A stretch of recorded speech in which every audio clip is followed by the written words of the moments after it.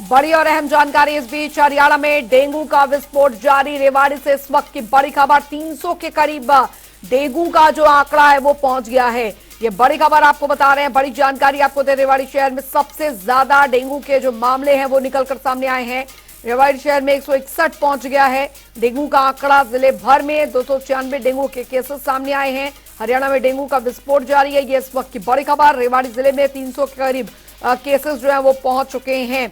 तो बता दें आपको, रेवाड़ी शहर में सबसे ज्यादा डेंगू के केसेस बने हुए हैं। रेवाड़ी शहर में अब तक 161 केसों की जो पुष्टि है डेंगू के वो हो चुकी है। जिले भर में 296 डेंगू के केसों की पुष्टि हुई है। इस वक्त की बड़ी खबर, हरियाणा में डेंगू का विस्फोट जारी है। बड़ी और अहम जानकारी आपको दे रहे हैं।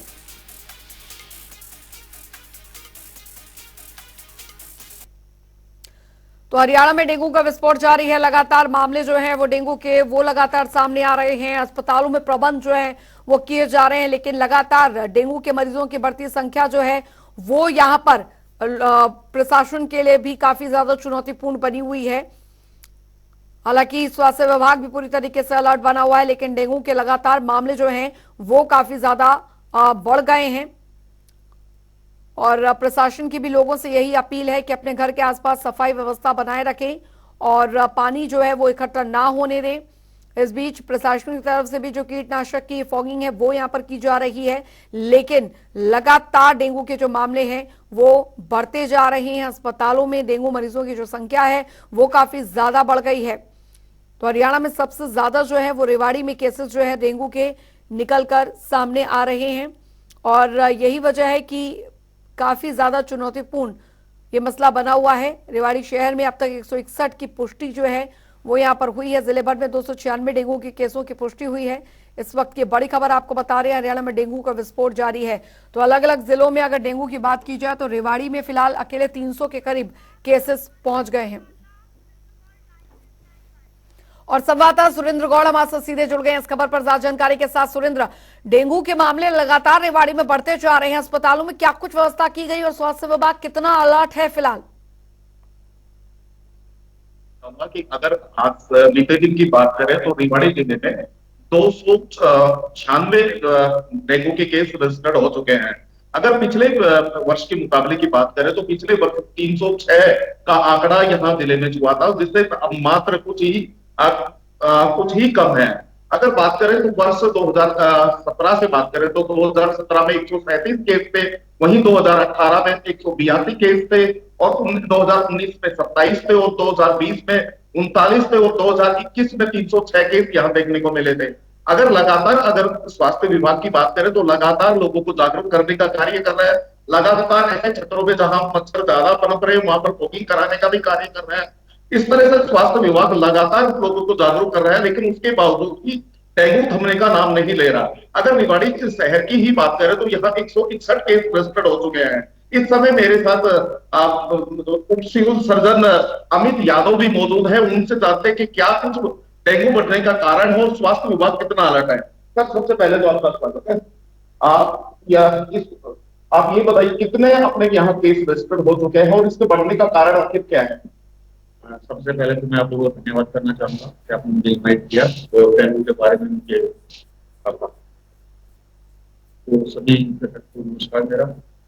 मैं ये बताना चाहूंगा, मैं डॉक्टर अमित यादव हूँ, डिप्टी सिविल सर्जन हूँ और नोडल ऑफिसर वीपीडी हूँ। डेंगू एंड मलेरिया प्रोग्राम देखता हूँ जी।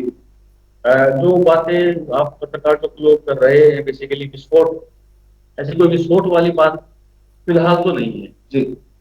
आज से 15 या 20 दिन पहले कुछ ऐसा हुआ था कि जब 25-30 केस आ रहे थे, लेकिन आजकल परसों में लगभग एवरेज आप माने तो 5 या 6 केस पर डे आ रहे हैं जी।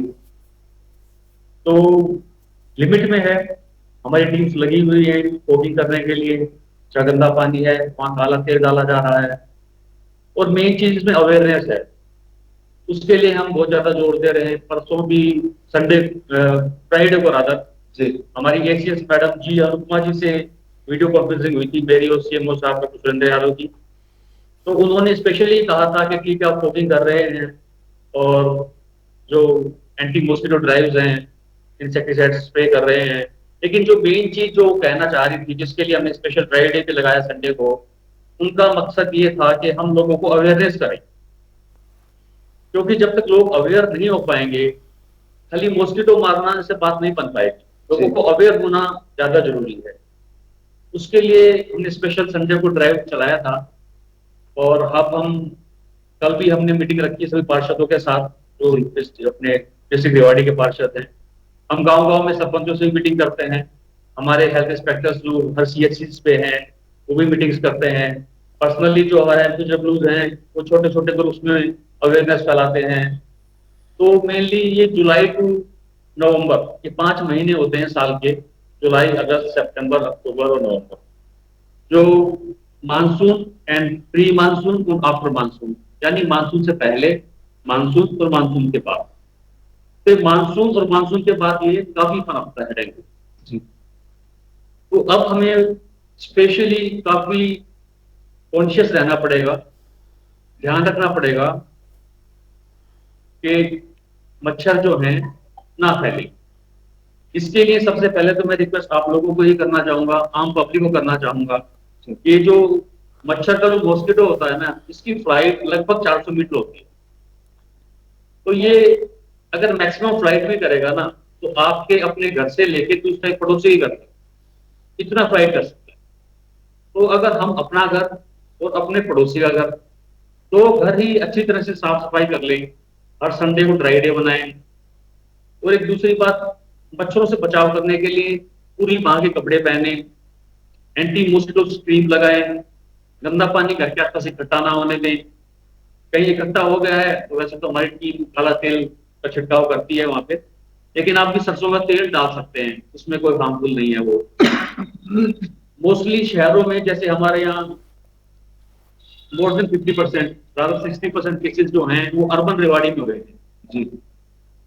उसका मुख्य कारण यही है कि जो अर्बन सोसाइटी है या अर्बन एरिया है, वहां पे गमलों का यूज बहुत ज्यादा होता है, और मेनली गमले के नीचे ना वो एक प्लेट लगा के रखते हैं प्लास्टिक की, जिससे कि फर्श खराब ना हो और थोड़ा सा सुंदर लगे, मेनली फर्श खराब ना हो।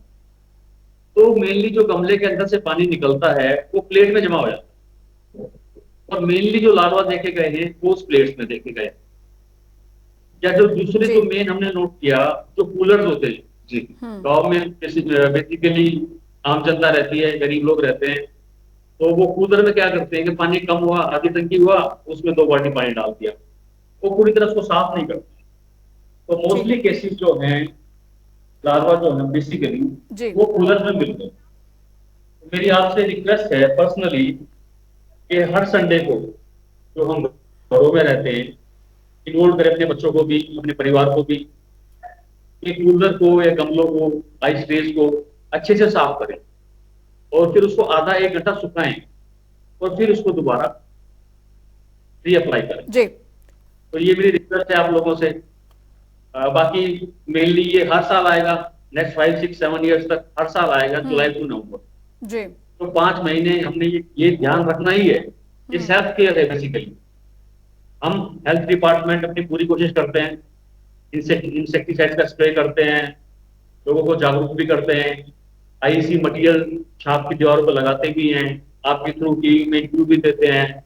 लेकिन जब तक बेसिकली हर परिवार में खुद के अंदर बिल्कुल अवेयरनेस नहीं आएगी डेंगू के प्रति, बिल्कुल बहुत जरूरी है जागरूकता जो है, बहुत जरूरी है जागरूकता जो है वो यहाँ पर बनी रहे। बहुत बहुत शुक्रिया सुरेंद्र इस तमाम जानकारी के लिए। तो जाहिर तौर पर जो डेंगू के मामले हैं वो यहाँ पर लगातार बढ़ते जा रहे हैं, और स्वास्थ्य विभाग भी पूरी तरीके से अलर्ट है, लेकिन लोगों से भी अपील यहाँ पर यही की जा रही है कि वो सतर्कता बनाए रखें, साफ सफाई बनाए रखें।